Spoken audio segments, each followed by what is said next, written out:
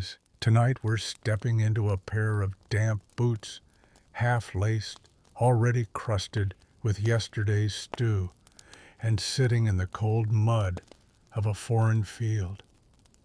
You're not carrying a rifle. You're not even on the front lines.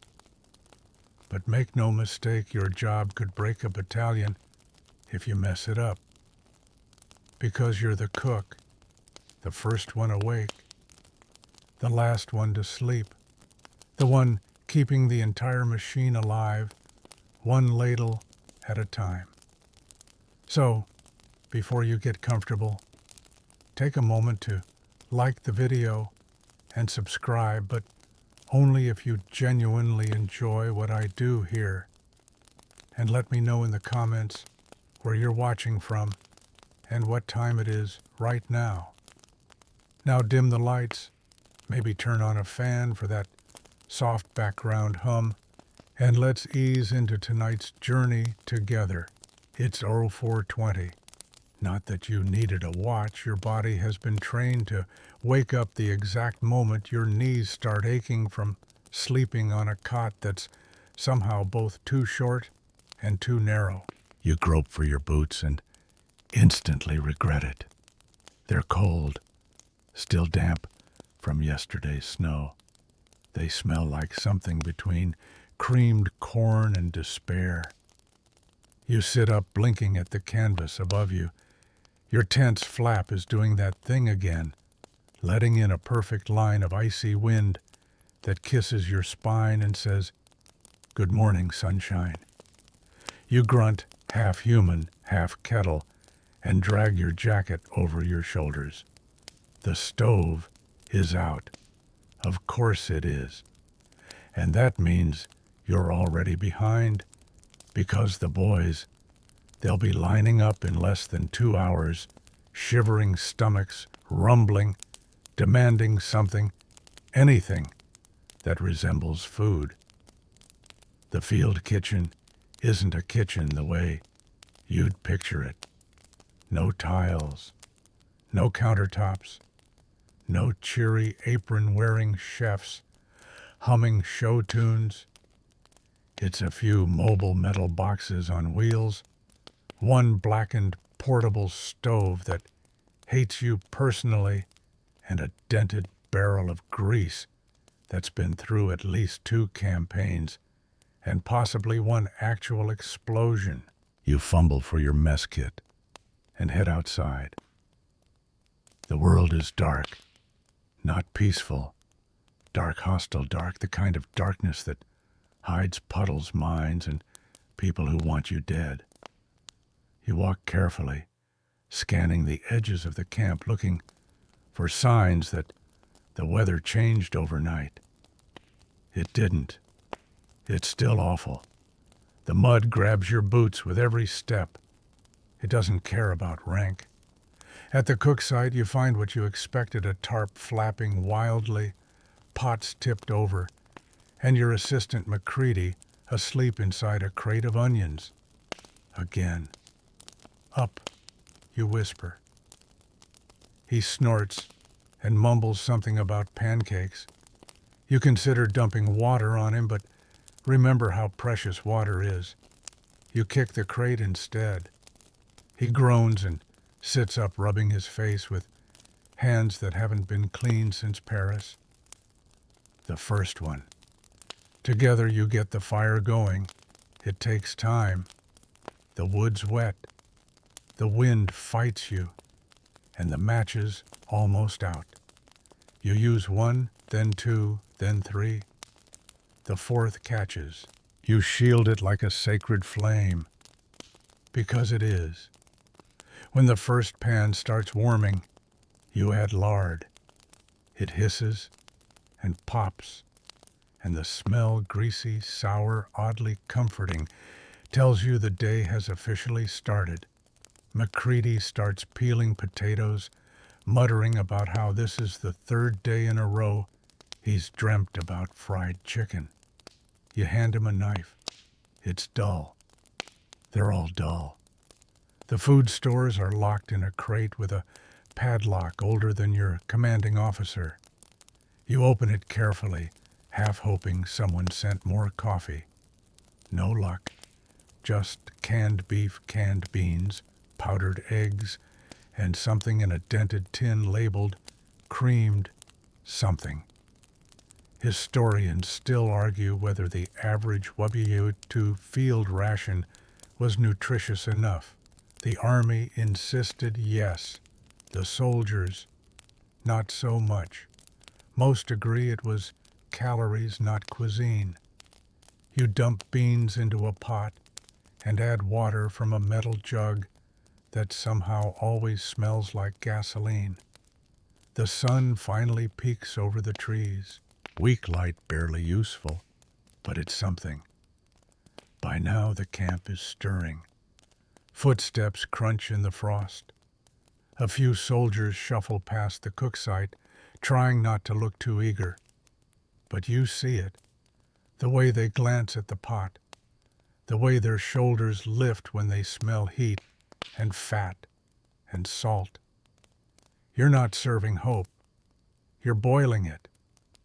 One soldier jokes, "Got anything today that didn't come from a can?" You say, "Bread." He pauses. "Is it fresh?" You smile. "Define fresh." They laugh. Not much, but enough.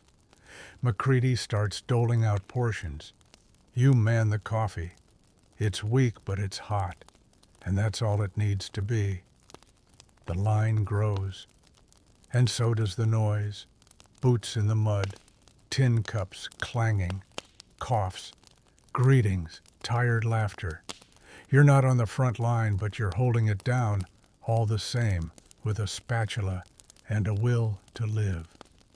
You look down at your hands, blistered, greasy, red from cold, but they're still working. And so are you, because this is your battlefield, and today, no one goes hungry. The day has officially begun, which means the fire is smoking in your face. The ladle is stuck in the bean pot, and your boots are now soaked inside from standing in the same mud puddle since sunrise.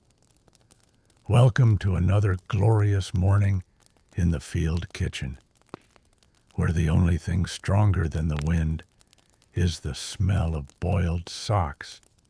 Not literal socks, probably, but the aroma hanging in the air. That's a complicated stew of wet wool grease from 4 different armies ago, last week's cabbage rations, and the subtle sour tang of unwashed men in damp uniforms.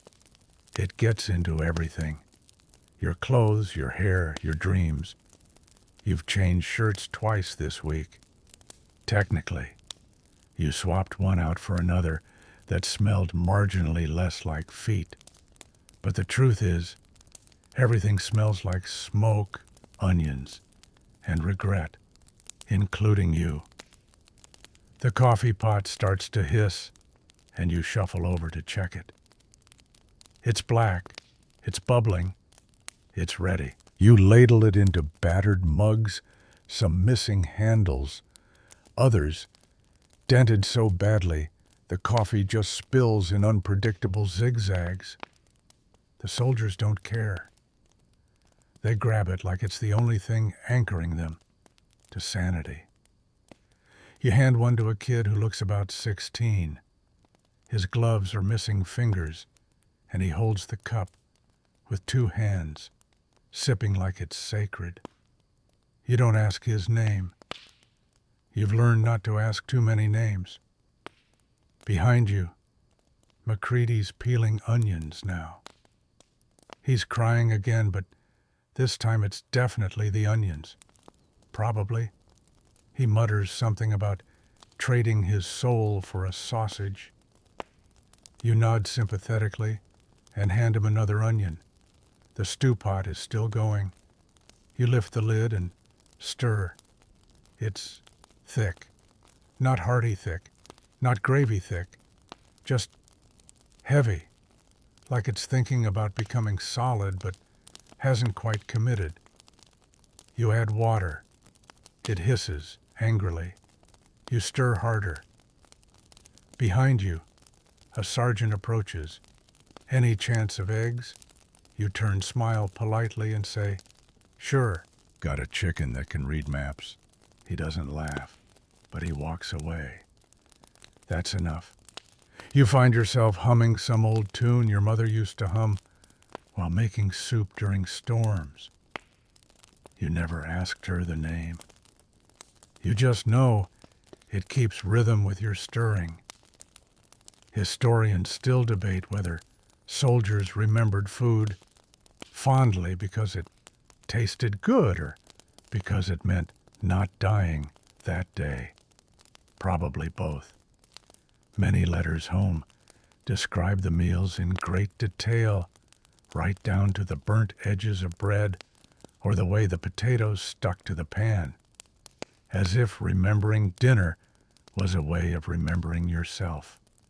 Someone behind you belches, loudly, sincerely.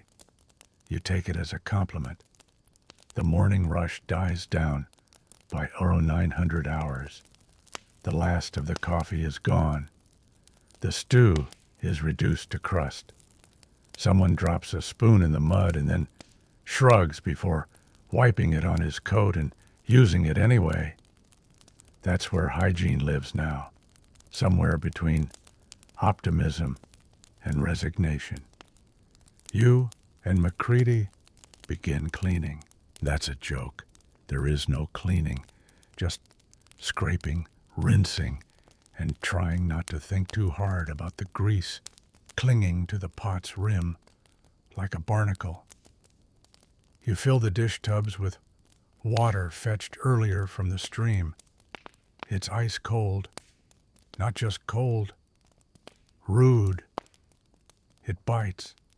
It insults you. You plunge your hands in. Anyway, you scrub. You rinse. You slap your hands against your thighs afterward, fingers red and useless. McCready slips and curses. You laugh. He glares, then slips again and laughs with you. A rare moment. Then it's time for inventory. You unlock the supply crate, coughing, as the metal lid creaks open. Inside, canned meat powdered, milk cracked pepper, a jar of something labeled meat drippings, Class C, and a pile of bent utensils that might once have been spoons. You make a mental note to ask the quartermaster for more salt. He'll say no. He always does. But you'll ask. Because sometimes asking is enough. The sun is climbing now. The mud is starting to thaw, which means it's becoming wetter. The wind carries a sharp edge slicing through your coat and whispering sweet nothings into your kidneys. You sit for a minute, just a minute. On a crate by the fire, hands out boots, steaming faintly. McCready tosses a potato at you. You catch it without thinking. You could cook it, or just hold it. Warmth is warmth. Your mind drifts to home, to silence, to the idea of a clean kitchen and floors that don't move when you step. Historians rarely write about this, the small moments of quiet in a field kitchen, the pause between meals, the 10 minutes you get to sit and forget you're 4,000 miles from home, stirring beans in borrowed boots. But it matters, because you'll get up again. You'll stir again. You'll smile at the next soldier who jokes about the food. And when they sit steaming bowl in hand, you'll know you gave them something to hold on to, even if it smells like socks. You're peeling potatoes again. This time it's at least 30 of them, maybe 40. Honestly, you've stopped counting. They all blur together in your hands, muddy, knobby, slightly suspect. The knife you're using is dull enough to be a safety hazard, but you're too tired to care. Each motion scrapes your knuckles, peels a little less than it should, and throws a flake of skin somewhere you'll never clean it from. Peeling potatoes for democracy, you joke under your breath. No one laughs, not even McCready, and he laughs at everything, including that time the goat stole the butter and was never seen again. There's a myth about military cooks, that they just stand in the back stirring things safe and warm while everyone else does the real fighting. That might be true. Somewhere, probably not here. Because this kitchen, this little corner of chaos, it's the beating heart of the unit. And the only thing that keeps it beating is about 400 pounds of root vegetables, 10 gallons of lukewarm water, and your ability to pretend you're not going quietly insane. Your fingers are starting to cramp. You switch hands. The potato falls. It rolls through the mud, picks up a rock, and settles under a rusted folding chair where Private Dawson lost his boot 2 days ago. You consider retrieving it.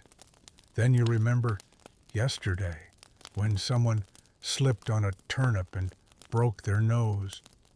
You let the potato go.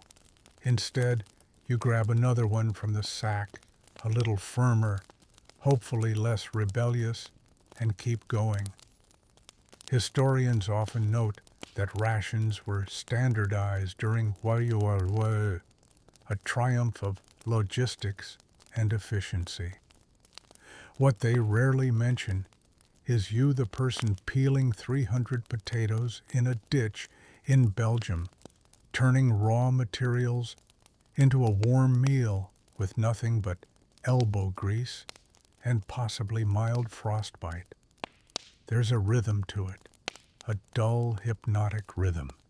Scrape, turn, flick, pile, scrape, turn, flick, curse. You and McCready don't talk much. The sound of the knife against skins, the soft thud of vegetable guts hitting the bucket. It fills the space better than words could. Eventually, someone walks past and says, "Smells like lunch." You look around. There's no fire yet. Nothing in a pot. Just raw potatoes and yesterday's cabbage water. Still you nod. Because it will smell like lunch soon. If you do your job right. If the fire doesn't die. If the wind doesn't shift.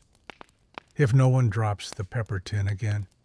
You stand stretch and feel your spine protest like a barn door in winter. Everything cracks. McCready offers you a chunk of bread. It's hard enough to be used in hand-to-hand combat, but you chew it anyway. Not for the flavor, but because chewing keeps your jaw from freezing. You dig through the supply crate for onions, find 2, both sprouting slightly, and decide they're still edible.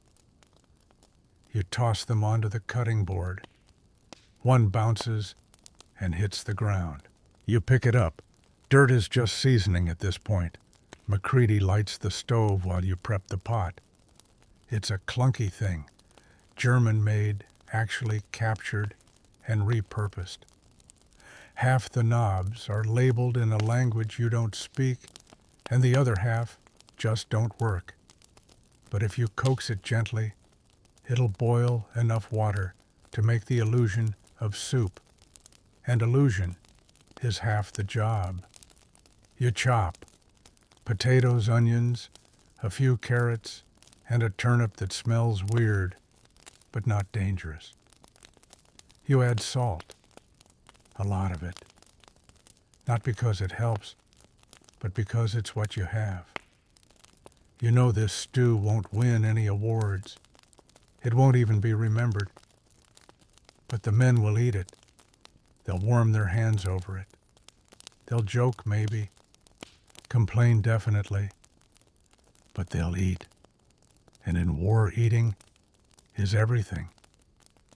The pot starts to bubble. You inhale.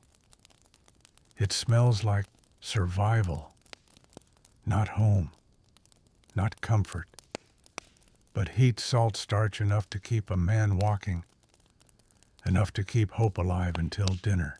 A major once told you the army marches on its stomach. You believed him.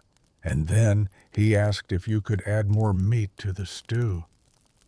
You told him if he could find meat, you'd cook it. He didn't laugh, but he didn't push it either. Historians still argue whether military cooks were considered combatants. Technically, you're non-combat.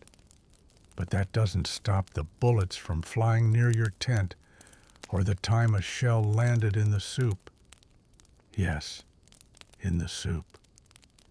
You lost 6 gallons and half your hearing that day. Now you guard the stew like it's your child. Lunch service begins at 11:30, which means someone will show up at 11:15, tapping their canteen and asking, "You got something early?" You do. You always do. But you pretend you don't. Because rules are rules, except when they aren't. McCready starts portioning out the bread. You stir the pot one more time, checking for anything strange, buttons, twigs, unexplained lumps. You find one and fish it out. You don't investigate. You just move on. Because that's the job. Peel, stir, serve, repeat. And when it's all over, you'll sit down with a bowl for yourself, maybe warm, maybe still half cold, and you'll eat. Quietly, gratefully. Because tomorrow there'll be more potatoes, and they won't peel themselves. Spam. Again. You stare at the can like it personally offended you in a past life. Its glossy rectangular form gleams under the weak sunlight as smug as a brick-shaped insult to your culinary integrity. McCready holds it up, shaking it slightly. It doesn't move. It wobbles. A perfect gelatinous defiance of physics. "I think it winked," he says. You don't laugh, not because it isn't funny, but because it's true. You've cooked Spam in more ways than you care to admit. Fried, baked, diced, boiled, mashed, even shredded into something that might pass for ham salad if no one asks too many questions. The joke around camp is that it's short for stuff poserly acting as meat. Or maybe something probably a mistake. You crack open the lid with a dull hiss. The smell hits you instantly. Part pork, part brine, part regret. You slide it out in one gelatinous plop the way a magician might pull a rabbit out of a hat if the rabbit were sad and slightly greasy. Historians agree that Spam was a miracle of wartime logistics, portable, protein-rich, shelf-stable. It fed millions. It built morale. It possibly doubled as an adhesive. But no matter how you slice it, and you will slice it, it's always the same beige, rubbery miracle. And today, it's the star of your lunch. You grab a knife and begin your work. thick slabs for frying, thinner slices for sandwiches, crumbles for stew. You even dice some into tiny cubes, which you'll pretend are bacon bits later. It's all illusion. Culinary sleight of hand performed in a battlefield tent. You toss the first slabs into the pan. They sizzle. The smell, oddly nostalgic, now rises with the smoke. McCready fans it toward his face and sighs. Smells like Tuesday. It is Tuesday. Exactly. The grease pops and splatters, kissing your hand. You hiss, but you don't move. You've had worse. A lot worse. Like the time the lard caught fire and you used a sock to put it out. Spoiler socks are not fire retardant. A corporal stops by and eyes the pan. Is that Spam? You nod. You don't say anything. You just let it sit there. Sizzling, honest, undeniable. He grins. I hate that I'm excited. You understand, because somehow, despite everything, this weird little loaf of processed meat has become a comfort. Familiar, predictable, ugly in all the right ways. You flip the slices. They hiss louder. And now the smell is drawing them in soldiers, one by one, drifting toward the stove like moths to a mediocre flame. Some hover. Others pretend they're just passing by. But you know, they all want a piece. You prepare the bread stale. But if you toast it hard enough, no one can tell. You slap the Spam between the slices. No mustard. No pickles. Just protein and heat. You hand one to the corporal. He takes it reverently, like it's a love letter from home. And maybe in a way, it is. He bites in, chews, nods, then says the greatest compliment a field cook can receive. This doesn't suck. You smile. Just a little. The line starts forming without your say-so.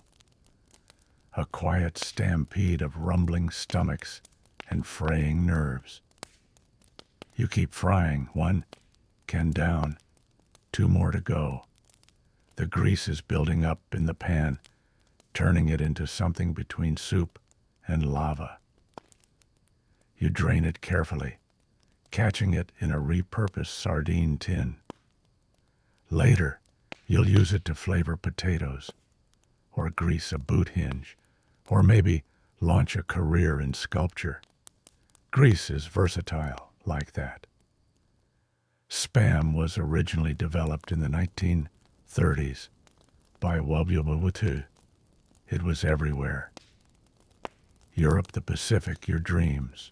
Even General Eisenhower, in one of his less glamorous statements, admitted it was part of what kept the army running. But not all Spam is equal. You've tasted the good cans, the ones that slice clean, fry crispy, and carry a touch of mystery meat charm. And then there's the other kind, mushy, clingy, vaguely sour. Today's batch is somewhere in the middle, manageable, cooperative, slightly rubbery, but that's what molars are for.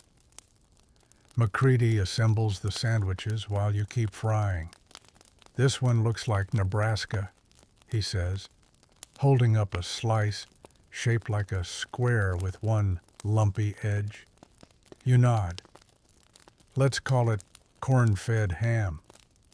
A private walks up, bleary-eyed, clearly post-watch. What's for lunch?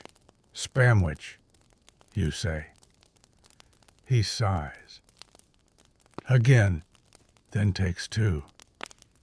Routine sets in. You plate, you serve, you wipe your hands on your apron, which started white and is now a map of stains from 5 different continents. Between rounds, you scrape the crust from the bottom of the pan and eat it. It's oddly satisfying, salty, crunchy, the essence of Spam in its final form. You don't share it. You've earned this. Historians still argue whether Spam was loved or merely tolerated. In your opinion, it's both. Soldiers hated it, then missed it, then joked about missing it, then cried when it came back. It was the culinary equivalent of a bad haircut, terrible at the time, but now a shared trauma you all smile about. By 13 Hosera, the last sandwich is served. The pan is empty. The grease tin is full. Your hands smell like brine and metal. You sit for exactly 90 seconds. Then McCready brings you another can. You sigh and open it because Spam never really ends. It just waits for its moment. And today, that moment is dinner. Cooking over anything that burns. That's your guiding principle now. Not gourmet, not farm to table. Just will it catch fire and heat something else? If yes, congratulations. It's a stove. This morning, you're crouched in the lee of a collapsed wall, feeding twigs into a battered Dutch oven balanced precariously on a pile of bricks and 2 ammo crates. One still labeled, "Live, do not use for cooking." You used it anyway. The writing was in German. The flame flickers uncertainly, shivering in the breeze, but you coax it like a fussy cat. Gentle, patient, slightly pleading. The fire catches. You exhale like you just won a prize. McCready joins you, holding a can of powdered egg and a questionable chunk of cheese wrapped in yesterday's newspaper. He tosses them down like a magician performing his last trick. "What's the plan?" he asks. You look at the pile of supplies, then at the heat source, which now smells vaguely of burnt string omelets, you say. He snorts, in that you grin. Omelet adjacent. This is what it means to cook in a war zone. There's no kitchen, no stove, no rules. There's just heat a pot and the lies you tell to make something edible. The pan you're using is warped. It wobbles on its axis like it's trying to escape.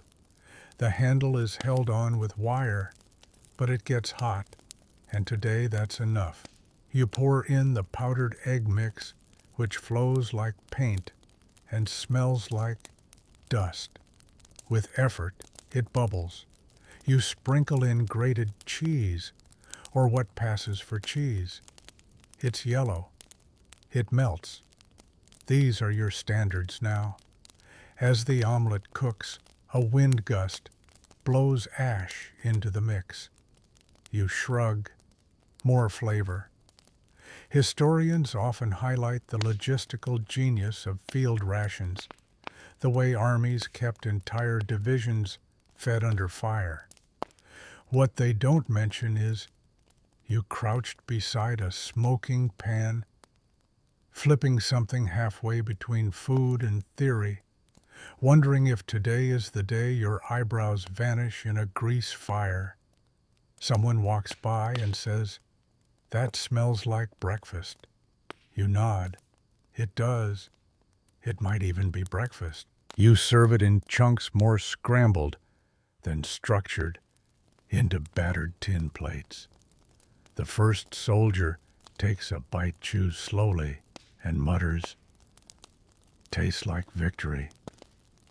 You both know it doesn't, but he finishes it anyway. Cooking over anything that burns means improvisation. Yesterday you used a chunk of tank tread to grill bread. Once in the Ardennes, you made soup over a fire built inside a rusted helmet. Macready swears it added iron. You're not sure if he was joking. Today's fire begins to sputter. You add more twigs, then bits of a broken crate, then someone's abandoned sock wool. Burns technically. The smell is appalling, but the heat spikes. You stir faster. The soup pot is on now, bubbling faintly. Inside a few onions, diced potato, a lone carrot, and a beef cube from 1937 that's probably been to more continents than you have. It softens. Kind of. The thing about cooking over fire is that it never stays steady. Every gust of wind, every shifting log, every slight dampness can ruin everything. So you hover like a nervous parent, adjusting, rotating, watching shadows flicker in the flames. Macready throws in some dried herbs. No label. Probably oregano, maybe moss. The soldiers drift closer, not because of announcements, there aren't any, but because of the smell, that undeniable primal pull of heat and salt and something cooking, even if it's made from powder and old dreams. You serve them, quietly, one by one. You don't ask if it's good. You already know the answer. It's warm. That's enough. Later, when the fire dies, you stare at the ashes like they might tell you something. They don't. Just gray flakes and blackened wood and maybe a charred corner of newspaper that still reads, "Victory soon maybe." Macready lights a cigarette with the last ember. You shake your head. Could have used that for coffee. He shrugs. Could have used it to burn the egg. You both laugh. Sort of. Then the rain starts. Soft at first, like someone whispering bad news. Then harder.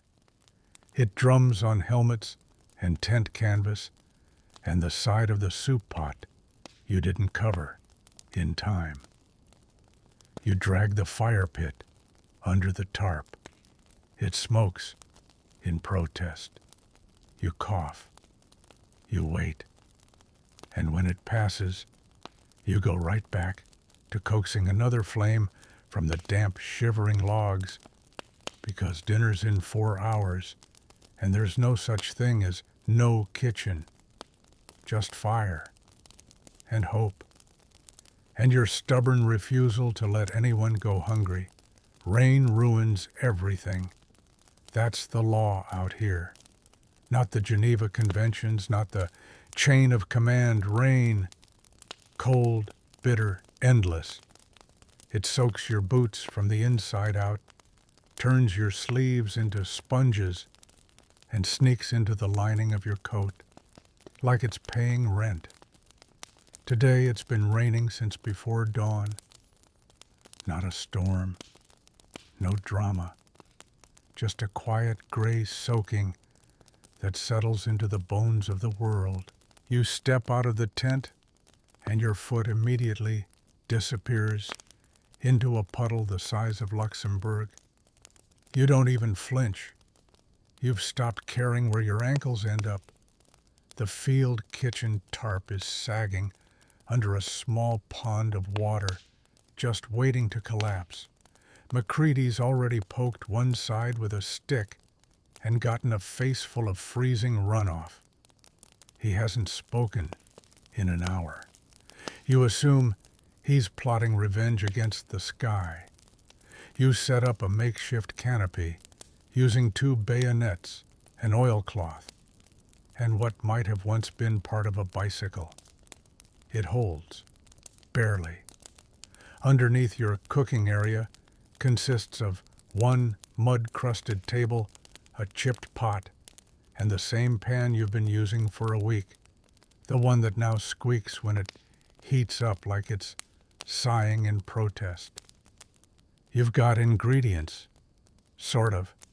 A bag of lentils, 3 onions, none of them fully firm, a block of lard, and, miracle of miracles, a single garlic clove. You clutch it like a holy relic. Rain drips from your sleeves as you slice the onions.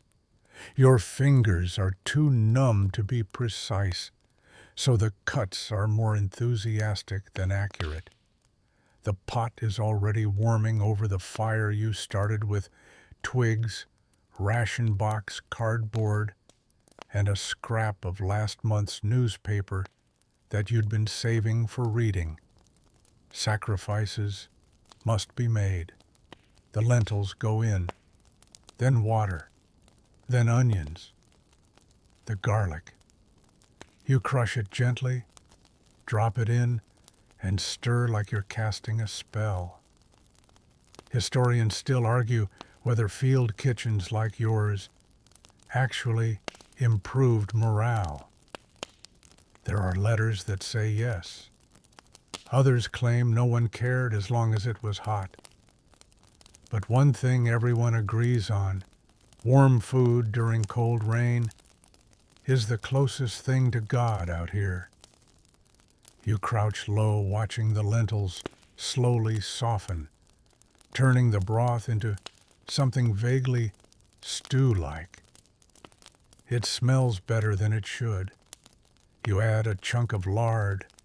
It melts like wax, turning the surface glossy and suspicious. McCready appears beside you, holding 2 battered tin mugs. Water. You raise an eyebrow. Is it warm? He grins. Define warm. You don't. You just take it, drink, and shudder. It's about the same temperature as betrayal. More soldiers gather. They always do when food is involved. Rain doesn't stop hunger. In fact, it makes it worse. Something about wet uniforms and cold air drains the energy right out of your skin. A hot cup of anything, even lentils, pretending to be soup, feels like medicine. You start ladling. Each bowl gets a bit of everything broth, lentils and onion chunk. If they're lucky, a few grains of pepper for those who believe in seasoning. It's not fancy. It's not pretty. But it fills. One private looks into his mug and says, "This tastes like home." You doubt it, but you say nothing. Because sometimes food doesn't need to be home. It just needs to pretend. You eat last. The pot is mostly empty now, save for a few stubborn lentils stuck to the bottom like barnacles. You scrape them into your cup, add a little hot water, and swirl. It's like soup, if you squint. You sip slowly, letting the steam fog your face. McCready slumps beside you. He's soaked, mud-splattered, and chewing something vaguely bread-shaped. "Rain's letting up," he mutters. You both look up. It's not, but you nod anyway. Because out here, sometimes the lie is better than the truth. You pack up the supplies, wipe down the pot with a cloth that used to be white, stack the mugs in a wobbly pyramid. Then you do what every field cook learns to do. By instinct, you cover everything. With tarps, with crates, with anything you can find. Because the one time you don't cover the food, is the one time the rats show up, or the dog gets in, or the wind dumps someone's sock into the stew. You've learned. Field kitchens in Wadivuru weren't just about cooking. They were about survival, improvisation, turning mud and fire and questionable ingredients into sustenance. You've fried eggs on tank hoods, grilled meat on engine blocks, and once made tea using water boiled in a helmet. Historians call it ingenuity. You call it Wednesday. As the rain tapers off, you sit back and close your eyes. For just a moment, the fire crackles low. Your fingers thaw slightly. Your stomach is full, and the garlic faint but present lingers on your breath like a promise. Sometimes you're the cook. Other times you're the therapist.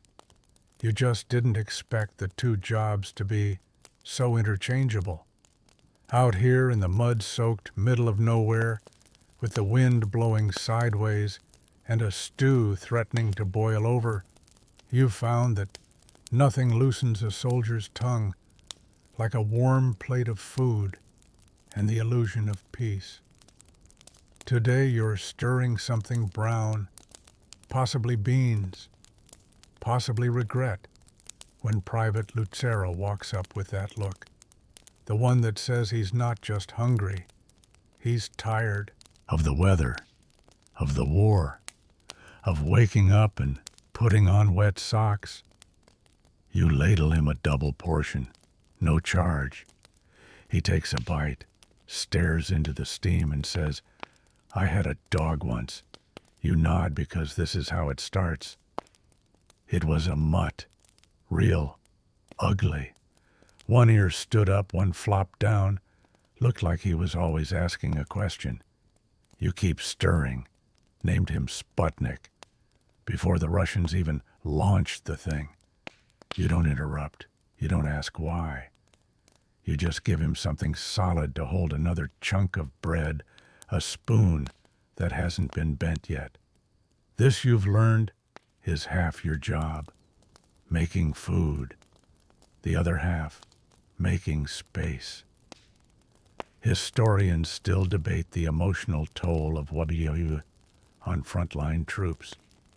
There are studies, letters, interviews, but what they often miss is the quiet therapy of a field kitchen. No rank, no rifles, just the crackle of fire and the smell of beans, or whatever it is you're calling this, and a chance to talk. McCready's theory is that food is just camouflage for confession. Put something in a soldier's hands, he says, and suddenly his mouth opens up for more than chewing. And he's right. You've heard love stories, betrayal stories, ghost stories.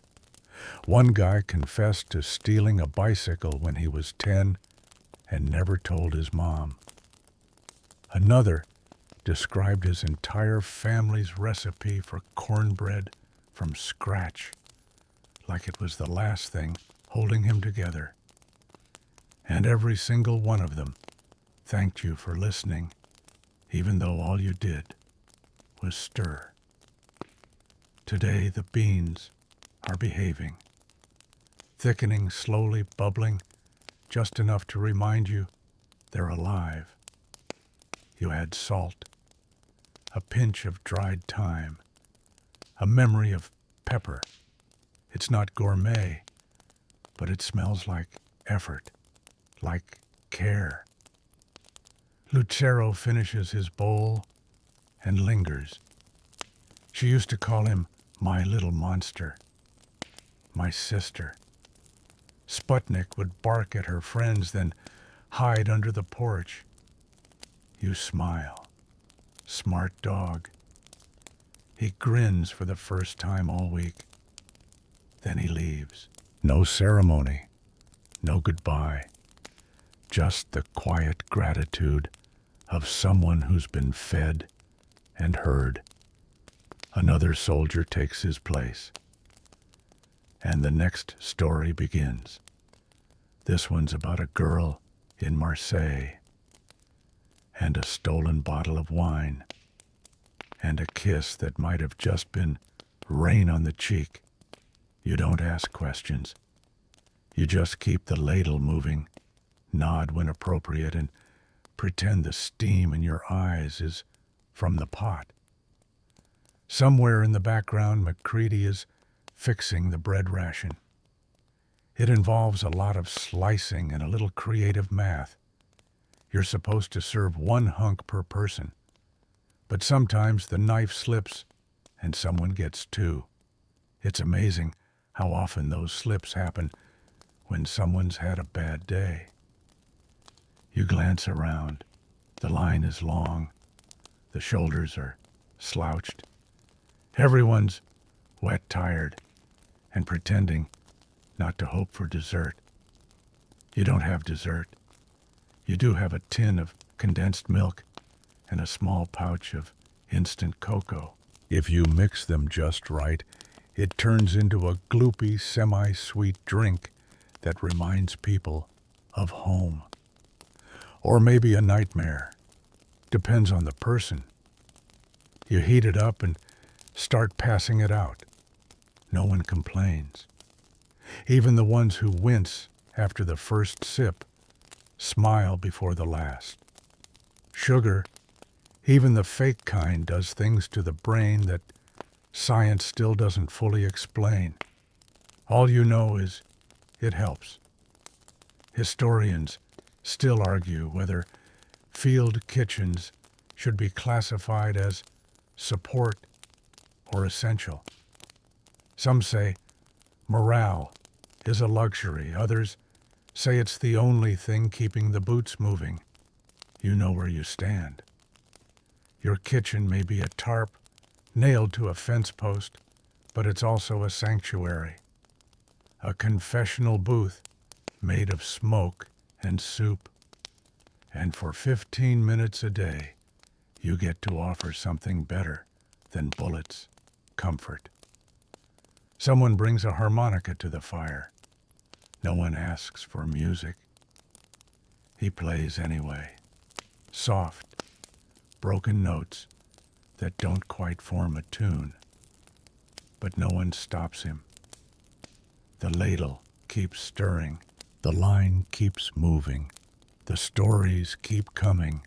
And under it all, the hum of a war too big for words. Your soup keeps bubbling, patient and hot, as if it's listening too. You weren't trained for this. Not really. Your army manual had maybe 5 lines about cooking. Most of them involved ensuring nutritional adequacy, which is hilarious when you remember that half your ingredients have no labels, and the other half are guesses. No one taught you how to make meatballs out of tinned beef and crushed crackers, or how to make gravy from the liquid at the bottom of a bean can, or how to pretend that charred edges are just part of the sear. But here you are, because someone had to be. Today's special is shepherd's pie. Though that's a generous name, there's no lamb, no pie, and very little shepherding, unless you count the way you keep herding cans from the supply tent to the pot. The base is mashed potato flakes mixed with powdered milk and just enough hot water to make it spread like drywall paste. The filling is a miracle of layering minced mystery meat peas that have seen better decades and carrots that bend before they break. McCready watches you spoon the mix into a battered baking tray. This looks like something I saw on a wall once. You don't reply. You're too focused on getting the potato topping to spread evenly without tearing up the bottom layer. It's like frosting a cake made of confessions and regret. You sprinkle on a dusting of dried onion flakes, your nod to sophistication, and shove the tray into the heat box you built out of an ammo crate and a salvaged Jeep muffler. It won't bake in the traditional sense, but it'll get hot enough to call it cooked. Field kitchens during World War II varied wildly, depending on location and luck. Some had real stoves. Others had pits in the ground. You've worked with both. You once made pancakes on a shovel. Not good pancakes, but they were round and warm, and no one died. That counts. The pie starts to bubble around the edges. Steam hisses from one corner. You tap the crust with the back of a spoon. It resists slightly. Perfect. You portion it out carefully, trying to make 10 slices from something meant for 6. It's part math, part art, and mostly pretending no one's hungry enough to notice. A soldier walks up, sniffs the air, and grins. Shepherd's pie. You nod. He stares at the plate. No sheep. Huh? Nope. He shrugs and eats it anyway, because that's the thing, the names don't matter. Chili stew, hash, they're all code words. Shorthand for this won't kill you and might make you feel something close to full.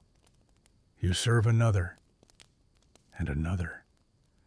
And soon the tray is empty, scraped clean by spoons and fingers, and the desperate hunger of bodies burning calories just by existing. You sit on an overturned crate and scrape the crusty bits from the corners of the pan. These are your reward. Crispy, salty, somehow better than the rest. McCready tosses you a canteen. Goes well with metallic water, he says. You sip and grimace. It tastes like aluminum and maybe regret. You ever actually cook before the war? He asks. You nod. Once. At a diner, back home. He laughs. Bet they didn't make you boil eggs in a helmet. Nope. Just told me to smile more. That gets a bigger laugh. One of those tired real ones that curl at the edges and sound like they don't get used often. You toss the empty tray into the wash pile, currently a basin of rainwater and a soap bar shaped like a whisper of lie. Historians still argue whether makeshift meals like yours counted as real cuisine. Some say no, just sustenance. Others say yes, because the intent behind it matters more than the ingredients. You're inclined to agree with the second group. You're not a chef. You're a patch job, a filler of voids, a quiet glue holding something vaguely human together in the middle of a machine designed to unmake. Dinner ends with fewer leftovers than usual. Always a good sign. Someone tries to scrape the pot. You stop them. There's enough for you and McCready to share a spoonful huddled beside the heat box as the wind whistles through the trees. It's not a feast, but it's something. And out here, something tastes better than perfect ever could. There's a rhythm to it now. Wake before dawn. Cough the cold out of your lungs. Shake the frost off the blankets. Yes, inside the tent. Fumble into boots that are never fully dry. Then stumble to the kitchen area, if you can call it that, and coax life into a fire that never wants to live. It's not glamorous, but it's familiar. Today your hands move on autopilot. Coal twigs, rations, tin. You don't need light. You know where everything is by memory, by shape, by smell. There's comfort in that. The pot is already warming by the time Macready shows up, yawning into his sleeve and muttering something about dreaming of pancakes. "Any eggs?" he asks, not hopefully.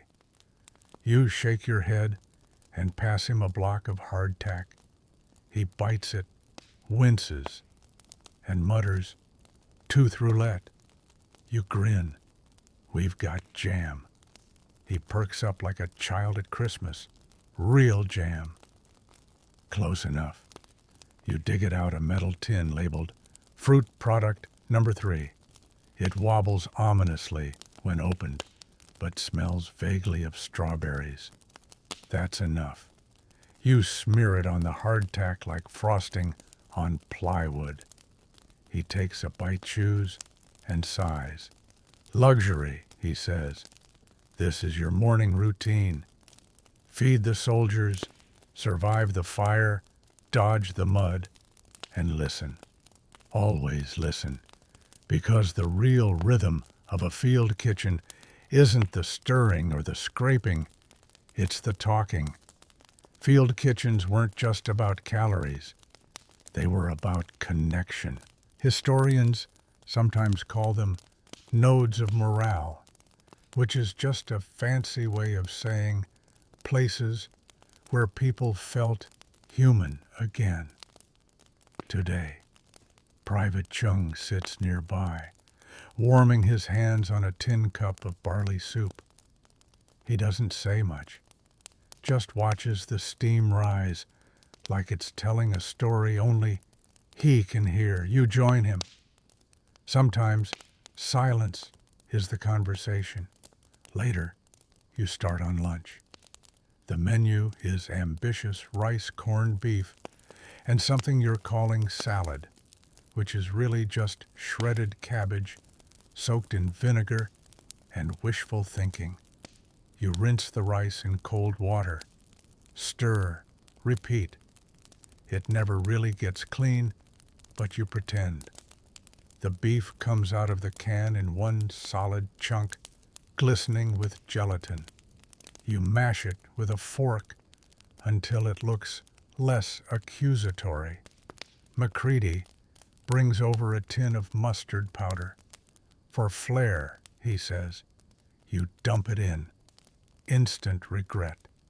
The whole mix now smells like socks left too close to a bonfire. You balance it with vinegar and a sprinkle of sugar. Somehow it works. Cooking in war is chemistry without measurements. Ratios are guessed. Times are intuitive. Temperature's a suggestion. Everything you make is held together by faith and repetition and a little luck. The rice scorches on the bottom. You scrape it into a bowl and call it toasted. No one questions it. Soldiers are surprisingly easy to impress when their stomachs are empty and their expectations are subterranean. You plate the meal on metal trays. One soldier looks down and says, "This reminds me of my mom's cooking." "Was she a terrible cook too?" you joke. He laughs, louder than expected. "Worse," he says. "But she tried." You nod. Trying counts. That's the rhythm. Every meal you cook is a beat. Every smile a tempo. Every joke a pulse. And through it all, the war marches on outside, indifferent and deafening. But not here. Here, there's order, there's care. There's rice and beef and cabbage salad and whatever dessert you can scrounge, which today is one square of chocolate split between 5 people. Macready breaks it like it's communion. "Blessed be the cocoa," he whispers. Everyone laughs, and for a moment, everything outside the kitchen disappears. You clean up slowly. The pot is easier to scrub today, less stuck on shame. The trays go back in their crate. The fire dies down with a hiss, smoke curling into the air like an exhale. Evening comes. You've survived another day. The rhythm slows. The wind picks up. The tent flaps murmur secrets. You crawl into your cot and pull the blanket tight, and tomorrow it starts again. Same rhythm, same you. Same war. There's a myth that the Army runs on discipline, which is funny because everyone you know runs on tea, burnt crusts, and whatever was in that strange yellow tin you found last week. That might have been cheese. Might have been soap. Hard to say. Discipline is for officers. You run on routine. And the first rule of routine is ration boxes lie. Oh, they look reliable. Sturdy cardboard. Neat stenciling. The promise of nourishment. But open one, and it's chaos. Spam sure. Crackers that could take down a tooth. Maybe canned peaches if you're very lucky, and if the supply chain didn't break down in Belgium again.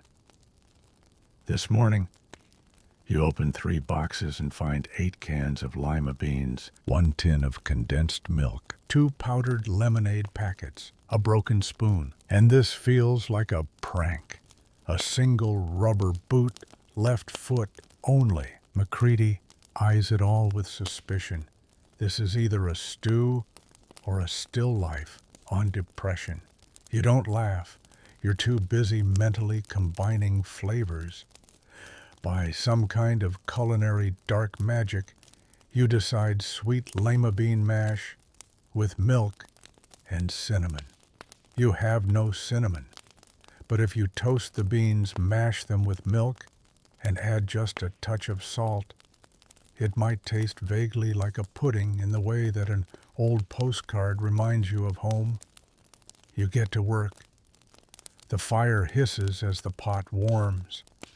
Lima beans go in dry, and you toast them first, just like nuts, except these are mushy legumes with an identity crisis. The milk is whisked in slowly until the mixture becomes thick and not quite offensive. It actually smells good. Shocking. While it simmers, you prep the main course. A stir-fry of sorts built from preserved carrots, spam, and the ever-faithful powdered gravy packet. You fry the spam until it crisps around the edges because texture distracts from the taste, and toss in the veggies with a splash of vinegar and a sprinkle of dried parsley you found at the bottom of a box. Historians still argue whether soldiers in field kitchens had access to spices. Some say they hoarded them. Others insist they were mythological. You've seen both. Sometimes you get a pinch of black pepper, and it feels like gold dust. Today, parsley. Tomorrow, hope. The stir-fry hisses in the pan. You stir with the broken spoon and plate it with a confidence that borders on theatrical. Soldiers line up. First reactions are cautious. One chews slowly, kinda tangy. Another shrugs. Tastes like victory.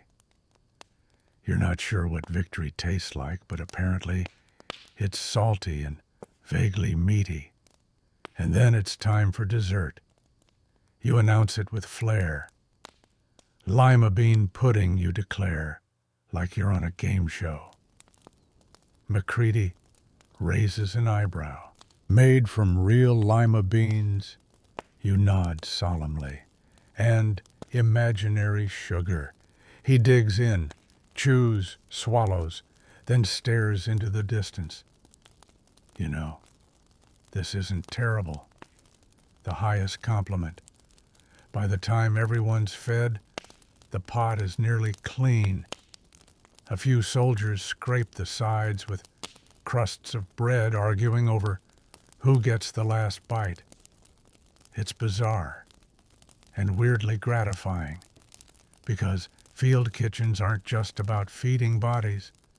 They're about creating belief that maybe, just maybe, things aren't as awful as they seem, even if they are. You sit back and sip some of the lemonade powder mixed with hot water. It tastes like medicine and betrayal, but it's warm. Someone brings you the rubber boot. In case you want to serve soup in it later, they joke. You laugh. You actually laugh. McCready tucks it behind the tent flap. We'll use it when we make tripe stew. You both know that's a war crime, but no one says it out loud. As night falls, the fire pops softly. Smoke curls toward the stars, and you think this somehow is stability. A warm pot, a few laughs, and lima beans, of all things, giving everyone just enough joy to make it through one more gray, soggy evening. There are days when mealtime feels like a blessing, and then there are days like today when chow time is nothing short of an ambush. It begins the moment someone yells, "Food's ready." Instantly the line forms, if you can call it that. It's not so much a line as it is a chaotic shuffling crowd of boots and elbows, all jostling for position like it's the last lifeboat on the Titanic, and you're not the chef anymore. You're the unwilling cruise director of this maritime disaster. Back up, you shout, one at a time. No one listens. Someone licks their spoon before getting served. Someone else cuts ahead with a sheepish, "Sorry, I was just," followed by absolutely no apology. McCready tries to impose order with a ladle, like it's a scepter. If you want seconds, you'll wait like a grown-up human being. It doesn't work. And here's the irony. The food is barely edible. A bland mash of oats, powdered chicken base, and cabbage bits that were probably fresh before you were born. But it's warm, and it's food, and so it might as well be filet mignon to this starving swarm. You've portioned everything into precise scoops, one ladleful per person. You've even used the dent in your serving pan to measure it, because fairness is currency in a place where not much else is. Still, one guy eyes his tray like you've handed him betrayal. This is it. You resist the urge to say no. There's also regret and shattered dreams in the back. Instead, you smile tightly and nod. Yep. Come back in 4 hours for mystery gravy. Historians still argue whether morale or nutrition mattered more in troop feeding. But if you ask any cook from a Wubby-Woo field kitchen, they'll tell you the same thing. Morale is nutrition. You serve hope with every ladle. And if someone sees 1 gram less than their neighbor, all hope dies. So you watch like a hawk. You learn to predict trouble. The guy who stares too long at the tray. The one who sniffs the food and makes a face. The soldier who accidentally drops their portion, hoping for a redo. Nope, you say, handing him a spoon. Floor flavors free. Eventually, the line calms. The last few drips out of the pot. McCready leans on the spoon like it's a crutch. You sit down for your own portion. It's lukewarm now, but at least it hasn't grown skin on top. You take a bite.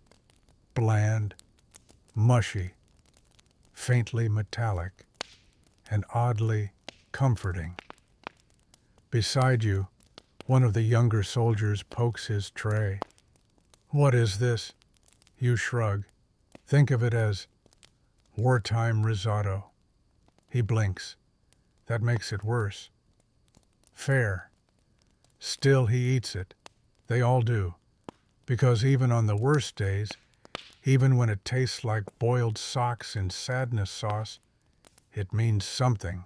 It means someone cared enough to warm the pot, to stir, to serve, to stand there for 2 hours being yelled at by people who haven't bathed in a week, and that somehow becomes sacred. Outside, a truck backfires. Everyone ducks instinctively, then straightens up like nothing happened. You notice the flinch in their shoulders, the way they grip their spoons just a little tighter. That's why you keep the meal line moving, not just for the calories, but because it's the one moment in the day where everything feels normal, predictable. Even if the food's terrible, you are consistent, and that gives people something to hold on to. You help clean up, stack the trays, dump the scraps into a tin for burning. McCready mutters something about starting a leftovers hall of fame. Today's entry, you ask. He holds up a congealed blob. You both nod solemnly. Hall of Fame it is. The fire's dying down now. The smoke curls lazily through the twilight. The wind picks up and whistles through the camp. Somewhere in the distance, someone hums a tune that sounds suspiciously like Swing Low, Sweet Chariot, off-key, but sweet. And even though your back aches, your clothes reek, and you've had the same blister for 4 days, you feel it, peace. However temporary, however smelly, you fed the chaos. And it didn't win today. By the time the last spoon is dropped and the final crumb has been hunted to extinction, your real work begins. Dish duty. You'd think that in a field kitchen with soldiers and shrapnel and shell holes for decor, the army would have figured out a better solution than you hunched over a tub of frigid water at twilight. But no, you're the designated grease exorcist tonight. And the water, it's so cold it has its own personality, and it hates you. You plunge your hands in. Instantly, every finger begins to scream. Your knuckles lock like they're auditioning for a statue. You grit your teeth and keep scrubbing. Tin trays, dented ladles, bent spoons, they all go through your hands. Some still have traces of ketchup from last week. Some smell like sardines. Most just smell like army salt steel and whatever lives in damp wool. McCready offers to help. You hand him a tray. He frowns. This one looks haunted. Scrub it till the ghost leaves you.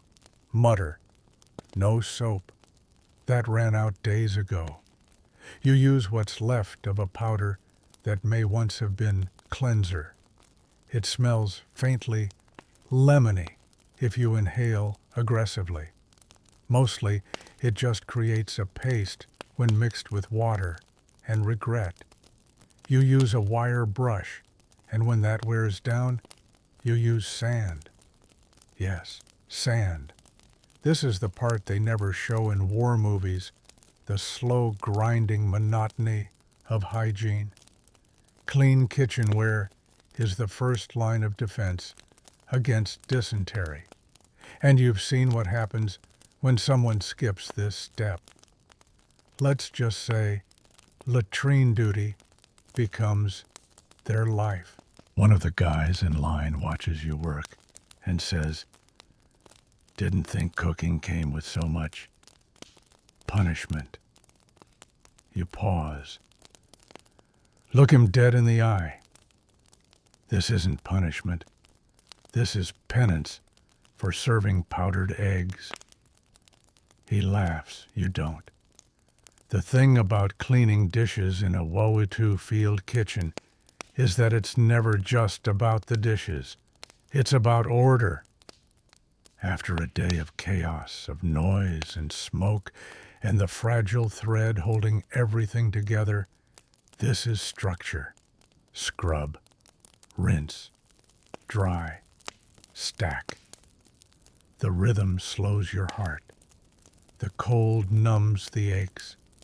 The repetitive motion becomes meditative. You begin to take pride in the shine. The spoons go from dull gray to something resembling reflective. The ladle, your old faithful, is polished until it catches firelight like a trophy. McCready holds up a tray. This one's a write-off. He's right. There's a hole burned right through it. Convert it to a colander, you say. Field improvisation at its finest. Historians still argue whether field hygiene standards were enforced evenly across units. Some units had elaborate washing stations. Others used puddles. Some swore by boiling water. Others by vinegar. You've tried both. They both leave your hands raw. But tonight, you've got neither. Just elbow grease and ambient frost. You dry each item with a piece of canvas that once belonged to someone's backpack. The initials are still visible. You wonder where he is now. Alive, somewhere warm. You shake the thought away. Another dish, another scrub. A rat scurries past your foot. You don't flinch. He's probably looking for scraps. You left him a cracker once. Now he nods politely and minds his business. You respect that. The last pot takes the longest. It's got a crust baked onto it that could qualify as archaeology. You scrape. You curse. You invent a few new swear words involving cabbage. Finally, it gives in. Not clean, but clean enough. You rinse your hands in what's left of the gray water. Your skin is red and cracked, but at least it's done. You stack everything, neatly bowls, trays, cups, the one surviving fork. You cover them with canvas, not because you think they'll stay clean, but because it feels right, like tucking them in. The night has fully fallen. The stars are out. The wind has softened. McCready offers you a sip from his flask. You decline. You want to taste the quiet and the satisfaction, because in a world falling apart, you've done something small, something good. You've cleaned the chaos, one spoon at a time. You hear them before you see them, the tiny scratching, the rustle in the sacks, the subtle clink of utensils where no human hands are present. You know the signs. Rats. Rats with war experience. Rats with better survival instincts than some of your commanding officers. Rats who know the precise moment to strike when the last lantern has dimmed, when your back is turned, when your morale is low, and your biscuits are unguarded. Macready names them. That one's Churchill, he says, pointing to a fat, confident rodent with one ear missing, because he never backs down.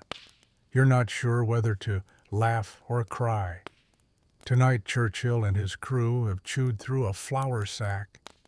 You find the evidence just after midnight, a fine white trail through the dirt like a chalk line from some kind of pastry crime scene. You follow it only to discover a whole slice of your supply gone. Poof! Just teeth marks and tiny paw prints. You sigh and tie up the rest of the bag as best you can, fashioning a sling from what used to be a sock. No, not a clean sock. Those don't exist anymore. You hang the sock sling of flour from a crossbeam and mutter a quiet prayer to the gods of carbs. But the rats aren't your only problem. There's the rain. It starts as a whisper, then becomes a patter, then a full-blown percussion section on the roof of your makeshift kitchen. If you had a roof. Tonight the roof is canvas strung between poles sagging in the middle, where water collects into a growing belly of doom. You poke it from underneath.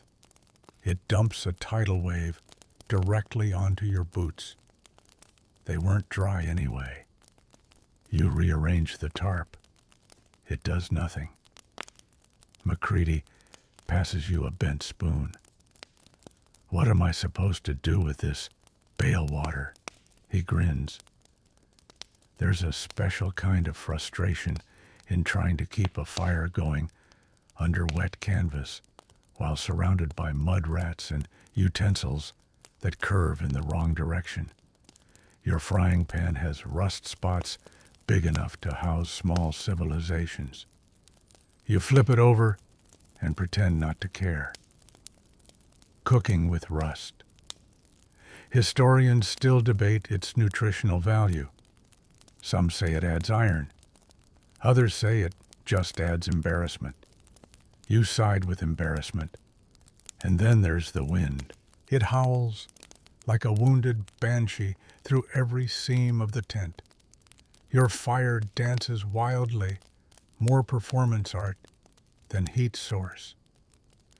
You hunch over it like a caveman trying to protect the last ember on earth. Eventually, it stabilizes. You manage to boil water for tea. It tastes like aluminum and old socks. You drink it anyway.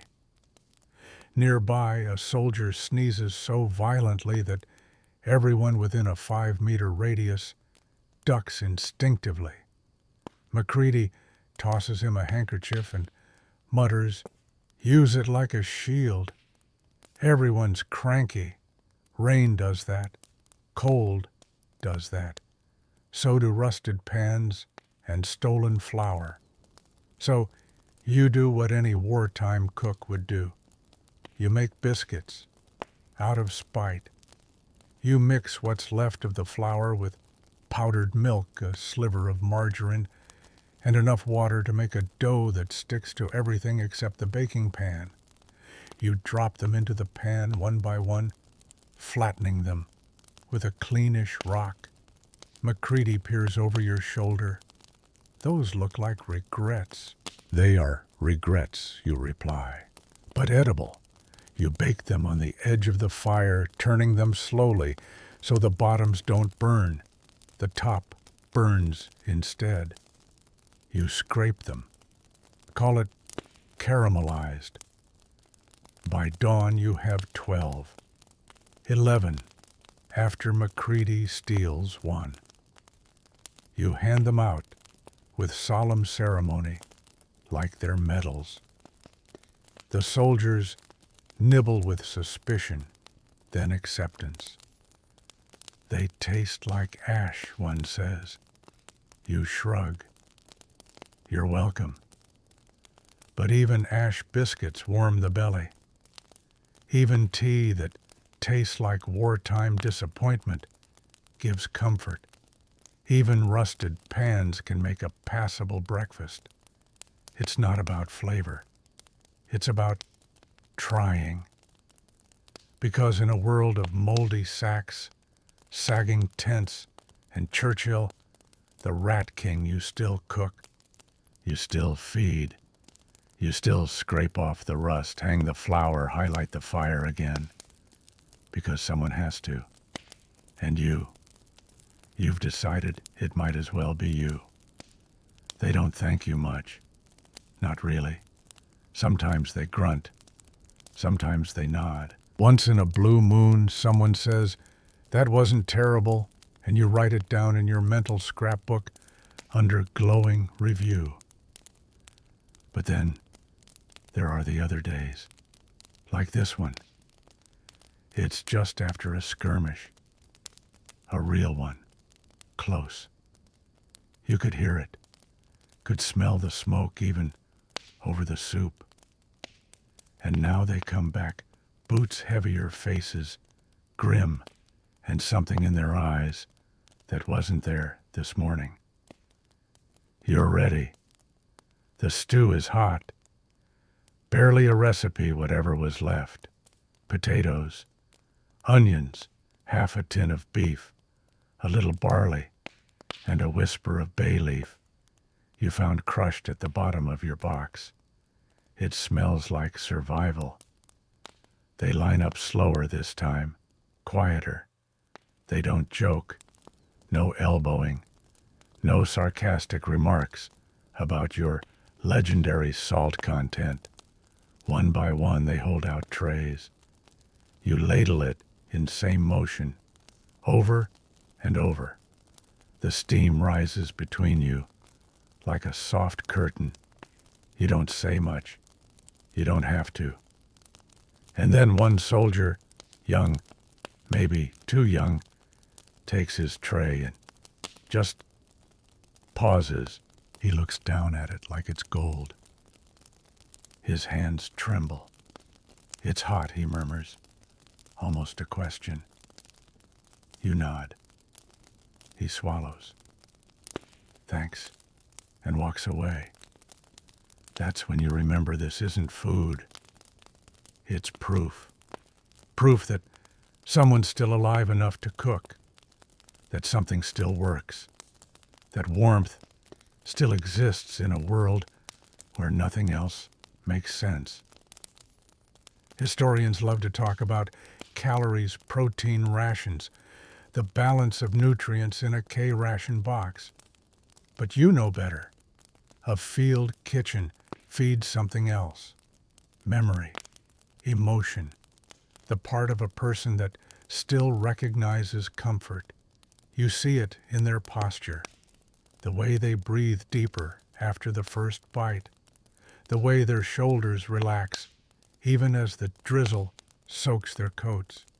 You remember the old stories, Napoleon's cook, who risked court-martial just to sneak a pinch of nutmeg into the soup. Civil War soldiers who cried over burnt cornbread because it reminded them of their mother. Same here, same now.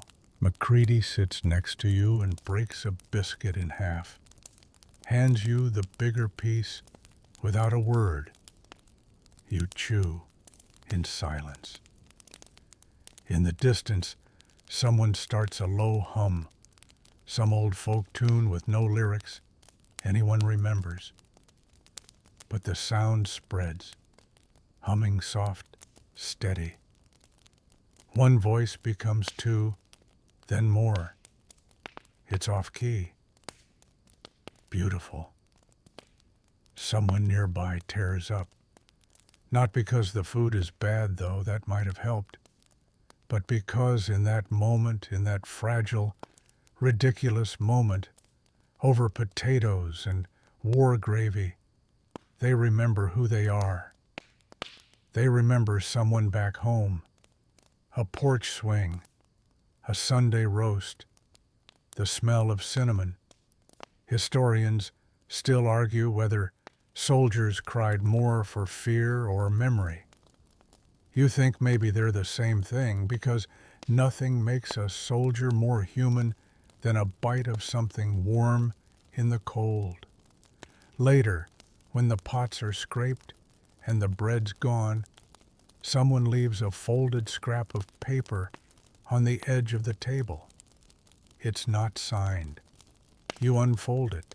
Just 2 words, "Thank you." And that's enough. More than enough. You tuck it into your coat. It's already damp, but you'll keep it. Because you've fed 100 mouths today. But more than that, you gave them a moment, a breath, a reason to close their eyes and feel something that wasn't terror or exhaustion or rage.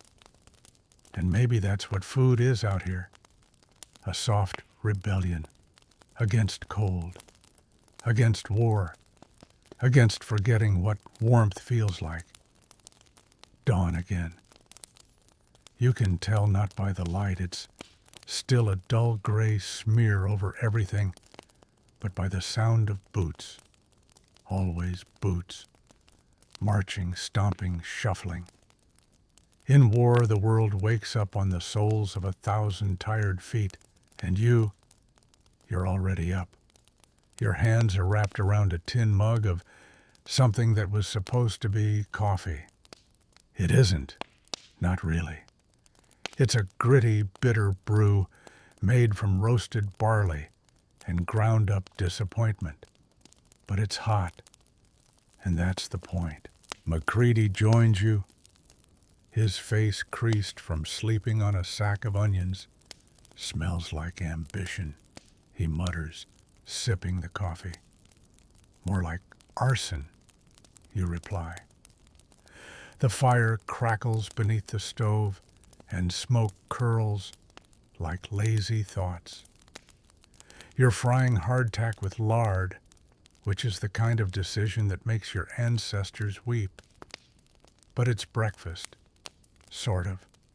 The biscuits soften just enough around the edges to no longer qualify as weapons. Field breakfast has always been more ritual than reward. Historians still argue whether soldiers in World War II got 3 square meals a day. You could argue back that nothing in this war is square. Meals come when they can. And if they don't, a spoonful of powdered milk and whatever you can steal from yesterday's leftovers will do. But the kitchen is steady, even when nothing else is. Today there's news. A few fresh supplies have arrived, canned meat of mysterious origin, several sacks of oats, and what looks like a tin of dried apples. You treat it all with suspicion, like a cat inspecting a new couch. The apples are miraculously still recognizable as fruit. You plan a meal around that, something warm, a stew maybe, sweet and salty, the kind of thing that tricks the brain into thinking someone somewhere once had a recipe for comfort. It's a delicate balance. Too sweet and it feels childish. Too salty and the whole dish becomes punishment. You mix the apples with leftover Spam, rehydrate them with hot water, add some stock cube dust, and thicken it all with oats. McCready sniffs the pot. Apple meat porridge. Don't name it, you say. It gets harder to serve that way. As it cooks, you prep tea. Not real tea, of course. You steep dried leaves of something vaguely botanical in a dented kettle. The smell is earthy, a little bitter, probably bark. Soldiers begin to gather. They don't speak much today. It's the kind of morning where even jokes feel too sharp. You serve in silence. The warm bowls disappear quickly. One man mutters, "Tastes like home if home had fewer options." You take that as a win. In the back of the tent, a young soldier curls around a mug. He's not eating, just staring at the steam. You bring him a bowl yourself. He takes it surprised. "It's hot," he whispers. "Eat while it is," you say. He does. And that's the thing, half the battle isn't cooking, it's watching.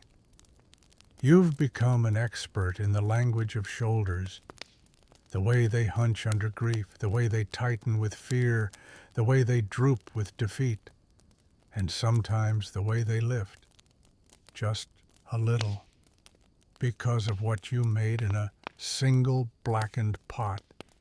That's why you keep going. Through the mud, through the rain, through the rats and rust and the endless joke of coffee that isn't coffee. You keep stirring because the fire might be weak, the ingredients strange, and your hands raw from scrubbing pans with sand.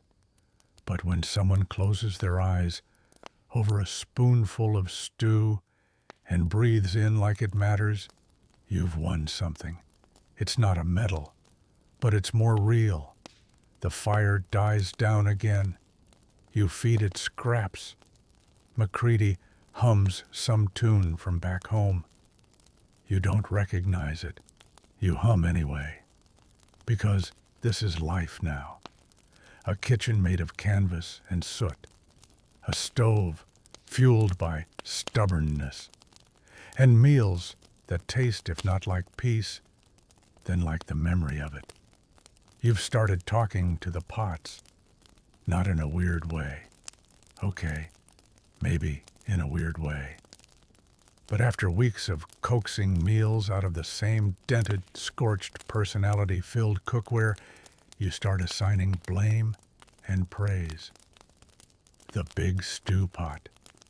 You call her Helga, reliable, tough, a little burnt around the edges, but who isn't? The warped frying pan. That's crispy. You no longer expect perfection, just cooperation. This morning, Helga's refusing to boil. You mutter encouragement, then threats, then promises of better wood and maybe even oil if the supply gods ever smile again. McCready walks in and catches you mid-scolding. You okay? She's being difficult. He just nods, doesn't even ask who. That's what happens in a World War II field kitchen. You become fluent in the language of absurdity. Because the truth is, you're held together with scraps of burlap caffeine, substitutes, and sheer emotional duct tape. Breakfast is on. You're trying something new. Fried oat cakes, using leftover lard and oats shaped into discs with a sardine tin lid. No sardines involved, just the memory of them. They actually smell good, like warmth, like childhood, like something someone's grandmother might have made if she'd been trapped in a battlefield with no sugar butter or patience. The soldiers file in, one by one, metal trays held like offerings. You ladle, scoop serve. You ask how they slept even though you already know. No one sleeps well when artillery sings lullabies. Someone coughs in line, hard and wet. You notice how his cheeks are hollowing, his eyes dull. You sneak an extra portion onto his tray. He nods, once says nothing. You say nothing back. It's how kindness works out here. Quiet. unnamed, constant. Historians still debate the role of morale in determining battlefield outcomes. Some point to mail from home, some to music. You'd argue it was you, your oats, your tea, your sad stew, with too much bay leaf and not enough everything else. Because morale is a hot meal you didn't have to cook yourself, even when it's a bit burnt, even when it's oatcakes shaped in a sardine lid. Macready eats too and declares them almost nostalgic. You don't ask what kind of nostalgia. Outside, the wind's picked up again. The canvas roof flaps like a nervous heart. You press your palm against the post, still holding. It'll do. Later in the day, word spreads a new unit is arriving. Tired, half-starved, muddied beyond reason. You prep. You prepare. This is what you live for. Now the moment between despair and the first bite. You gather every edible scrap, some salted cabbage, cracked pepper, if you're lucky, watered down broth, stretched from bones so old you're sure they predate the war. And then, a miracle. From the bottom of a forgotten crate, dried lentils. You gasp. Macready thinks someone's been shot. No. Better you whisper. Protein. You soak them immediately, using every trick you know to soften them fast. Boil, then simmer. Add herbs. Stir counterclockwise for luck. By the time the new soldiers arrive, you've got a pot ready. Lentil soup. Rustic. Filling, almost hopeful. They stumble in faces, drawn eyes vacant. You serve. They eat. Slowly, like they're remembering how. One of them murmurs something in Polish. You don't know the words, but the way he holds the bowl close to his chest, steam fogging his glasses, says, more than enough. You made this. You made them feel again. You stand back and watch. The field kitchen's not fancy. There's no music, no clean uniforms, just a warped pan, a stubborn fire, and Helga, who eventually cooperated after all. But it's enough. It's more than enough. Because you're not just surviving. You're feeding survival. You dream of eggs sometimes. Perfect ones. Sunny side up. Warm yellow centers. Glistening like actual joy. Not powdered. Not scrambled into beige foam. Real eggs with crispy edges. And maybe a little cracked pepper. Maybe even toast. It's a cruel dream. Because here in your field kitchen, with its rusted pots and soot-covered walls, eggs are fantasy. They exist somewhere else on menus in cities that haven't seen bombs in years. Here, you get powder. Yellow, chalky, suspiciously sulfuric. You call it war foam. This morning you're making an omelet with it. Yes, an omelet. You decide to dream boldly. Fold in some chopped onions, a pinch of dried herbs, and a spoonful of rehydrated peas. It's not elegant. It's not even especially solid. But it's roundish and warm and smells like someone tried. Macready calls it brunch and salutes it like it's a general. The others take notice. Word spreads. The cook's gone rogue. He's making omelets now. A line forms. It's not exactly Paris cafe vibes, but for 5 minutes you feel like a chef, an actual chef, someone who owns an apron that isn't made from a cut-up blanket. One guy asks for seconds. You give him your own, because today the sun is out. Weak and watery, sure, but there. And in this part of Europe, in this part of the war, that's cause for celebration. So you set up an outdoor fire pit. You bake biscuits on a slab of metal salvaged from a tank. You steep mint leaves, actual mint for once found growing wild in a ditch, and call it tea. And for one absurd, brilliant hour, the whole war pauses. Soldiers lounge on rocks and crates, feet outstretched, cups in hand. They're talking not about death, not about orders, but about family, about food, about the weird things they miss. One guy misses liver and onions.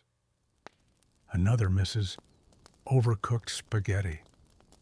Someone somewhere even admits they miss their mother's meatloaf, and nobody laughs. You listen. You ladle soup. You make a second batch of brunch foam and serve it with a flourish. They cheer, lightly, sleepily, but they cheer. Historians still argue whether meals like this mattered, whether these little comfort campaigns had any measurable impact, whether calories were worth more when served with care. You could answer that. But instead you just stir your pot, because even if the omelets fall apart, even if the biscuits crumble, even if the tea tastes like optimism mixed with pond water, they're all still eating, still gathered, still laughing for once. Later that day, a letter arrives. The mail's always late, always damp. But this one's dry. From your sister back home. She writes, I saw a newsreel. They said the soldiers are being well fed. I thought of you. I hope they meant it. I hope they have you. You fold it up slowly, like it's something holy. McCready watches you. Read it. Doesn't ask. Instead, he hands you a tin cup, filled with your own fake tea. You did good today, he says. You look around at the sun, at the scattered trays, at the soft sound of snoring coming from someone sleeping off 3 helpings of lentils. You nod. So did they. The rain returns with the drama of an opera singer who's missed their cue. No gentle drizzle, just full-throated downpour, hammering on the canvas with all the subtlety of incoming shell fire. You are once again wet. Your socks, damp since Tuesday, have officially declared themselves independent ecosystems. Your hands are raw from scrubbing pans that will never be clean. Your latest stew has turned into soup, not by design, but by sheer volume of roof leakage. Still you stir, because in a field kitchen, there's no pause button, no calling in sick, no closed for weather. The world doesn't care if your ladle rusted through. Today's meal is, well, let's call it bold. A kind of fish-vegetable chowder, born from necessity, forged in desperation. The fish comes from a tin, its origin untraceable. The vegetables are mostly potato and cabbage, with a few strips of carrot that look like survivors of something terrible. You cook in stages. Heat what you can, then cover it. Stir, wait, pray the fire holds. One soldier stops by early, not for food, just to sit near the warmth. He says nothing, just huddles, arms crossed tight. You hand him a cup of soup anyway. He nods once and holds it like it's the only thing keeping him from shattering. You understand? Sometimes food isn't about hunger. Sometimes it's armor.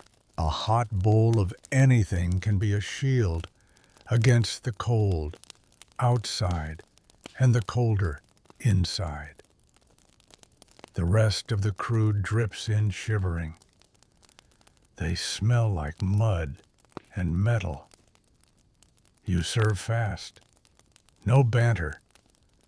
Just movement. Steady. Rhythmic.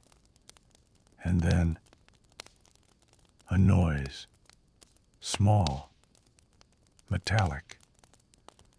You glance up to see a soldier playing a harmonica, out of tune and out of breath. The notes wobble in the wet air like lost birds. And somehow it works. McCready joins in, tapping his spoon against the pot. 1-2 pause, 1-2. It's not music, but it feels like music. You begin stirring in rhythm, because why not? They're eating, humming, dripping, alive. This is what matters. Historians still argue whether frontline kitchens were part of the morale machine or just logistical footnotes. You'd like to see one of them boil soup with rainwater and a fire built on wet twigs. Then judge. The harmonica player stops. You ever think about what you'll cook when this ends?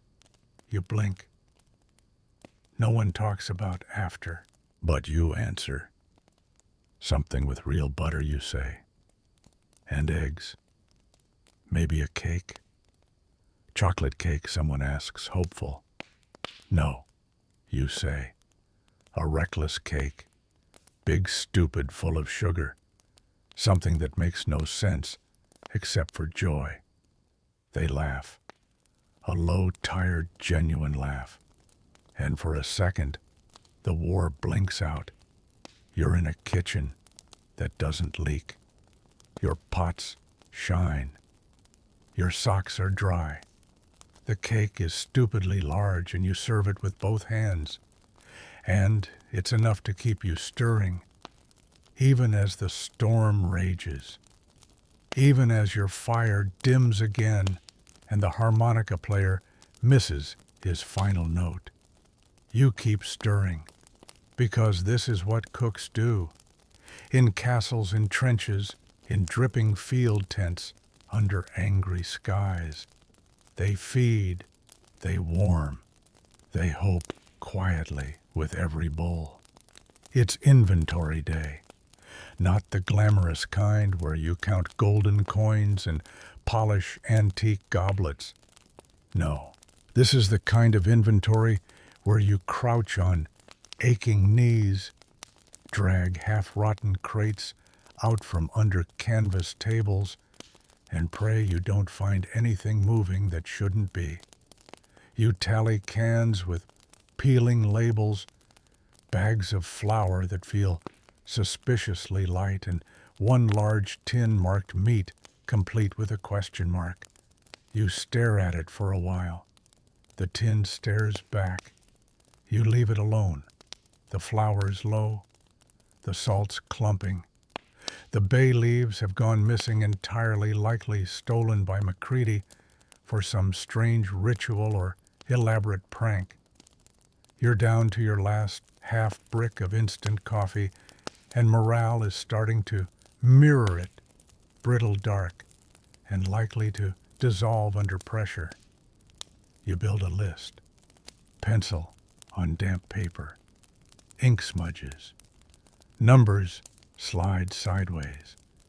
But the act of listing, of knowing what you have left, is comforting, like organizing a tiny corner of chaos.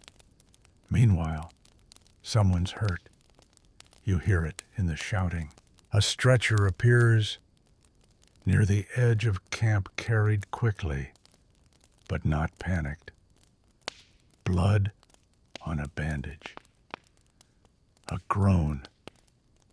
The med tent flaps open and swallows them. You swallow hard and go back to your list, because this is how war works. Terrible things happen, and someone still has to figure out how many potatoes are left. You make soup. It's always soup now. Today's has rice, because you found a sack hiding under a bag of onions. There's cabbage. Some of that strange dried meat that smells faintly of smoke and regret. It's thin, but hot. It will do. You carry a bowl to the med tent. You don't ask. You just hand it off. The nurse nods. Inside, the wounded man blinks at you. Smells better than the last hospital I was in, he whispers. You smile. It's the kind of smile that doesn't reach your eyes but warms the space between ribs. Back at the kitchen, the wind picks up. Again. You lean against the canvas pole, testing it, still standing, barely. McCready returns with a prize, one single lemon. Where, how don't ask, he says, cradling it like treasure. You stare at it. One lemon, whole, bright, a sunbeam in citrus form. You use it. Grate the peel into the soup. Squeeze a little juice into the tea. Reserve the rest like it's gold. It's astonishing. Just that hint of brightness, sour and sharp, turns your tired meal into something else. Something that tastes like memory, like hope. You serve it quietly. Wait for reactions. At first, nothing. Then someone pauses mid-bite. Is that lemon? You shrug. They take another bite slower. It's absurd, isn't it? That such a small thing could matter so much. But it does. It always has. A single flavor. A new note. A reason to notice the food at all. Historians still argue whether field rations ever met nutritional needs. But no one debates this lemon wins wars. Or at least days. The sky dims again. Rain threatens. Your fire sputters. But you're holding. Your kitchen, patched and battered, is holding. And inside, there's heat. A lemony smell. And a stubborn kind of peace.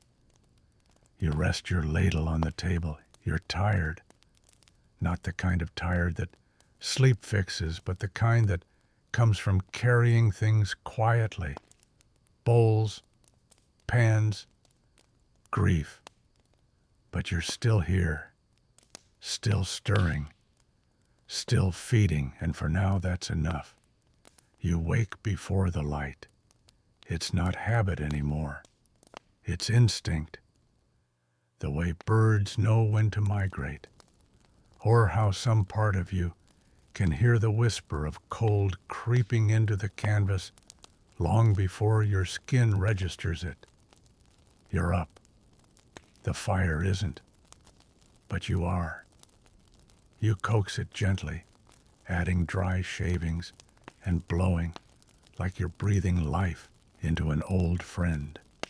The flames catch, licking upward, greedy and gold. You feed it more. You whisper thanks. Outside, frost has drawn delicate patterns on the pots. Even Helga looks like she's wearing lace. The tent is quiet. No footsteps yet. No clatter. Just the soft crack of wood and the rhythmic thump of your own breath. Today's the last day. Well, not of the war. Not of the kitchen, but of this.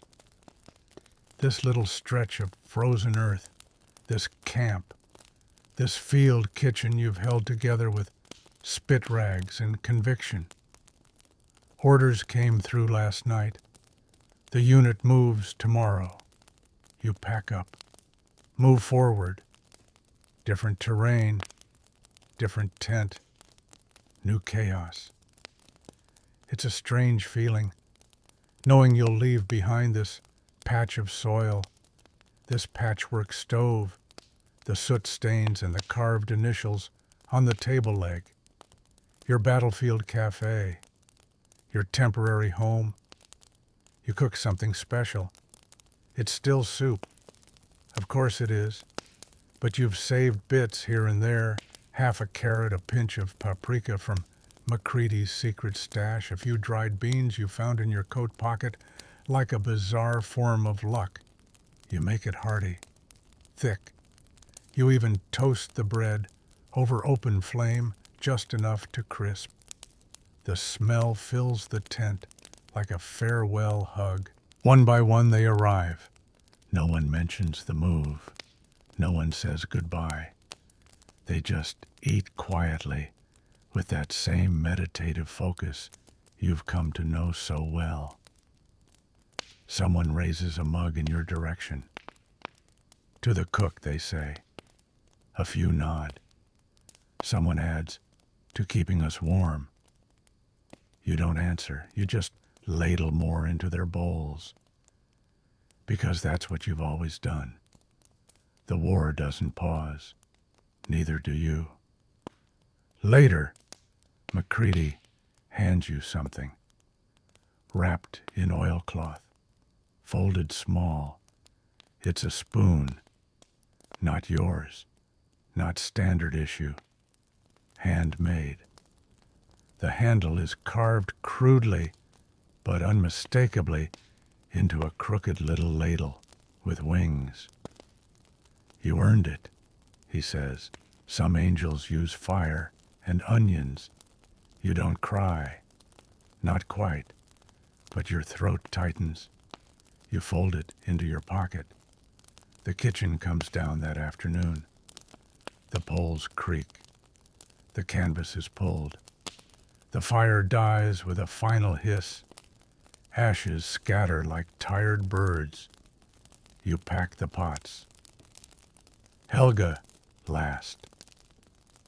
You pat her side like an old mule. She's done well. And then just before you leave, you turn back. One last look. The footprint of the tent. The scorched circle where the fire burned. A crust of blackened earth where 1,000 footsteps passed. You stand for a moment. Let the cold bite your cheeks. Let the silence settle. Then you walk away.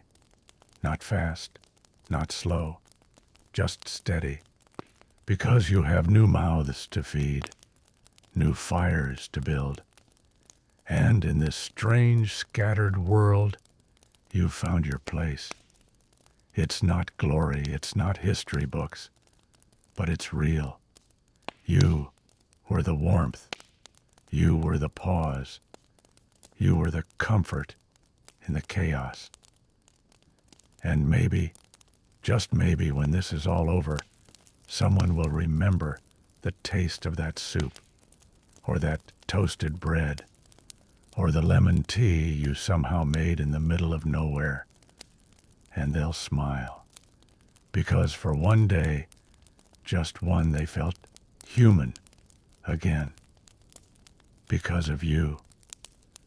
Now the fire's out, the pots are packed, and the tent has long since vanished into another dawn.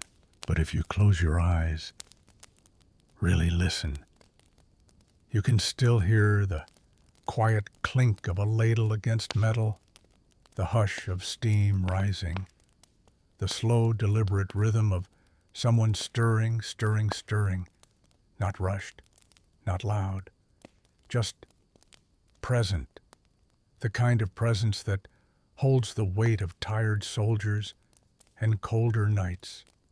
that wraps around hunger with something warmer than broth.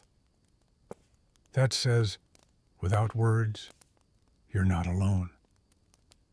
Let yourself drift back there for a while. Feel the weight of the tin cup in your hand. Smell the faint traces of onion lard and faint mint. Hear the low murmur of voices, the shift of boots in straw, the occasional distant harmonica note, flat imperfect, but oddly perfect too. You're sitting close to the fire now. There's nothing to do, nothing to fear. Someone is cooking. It's not fancy. It's not perfect. But it's enough. More than enough. You're safe, warm, fed. Let that memory carry you gently, quietly, as your thoughts grow softer and your breath slows down. The war fades. The rain stops. The cold retreats. And all that remains is a bowl of something hot, held in quiet hands, in the calm between storms.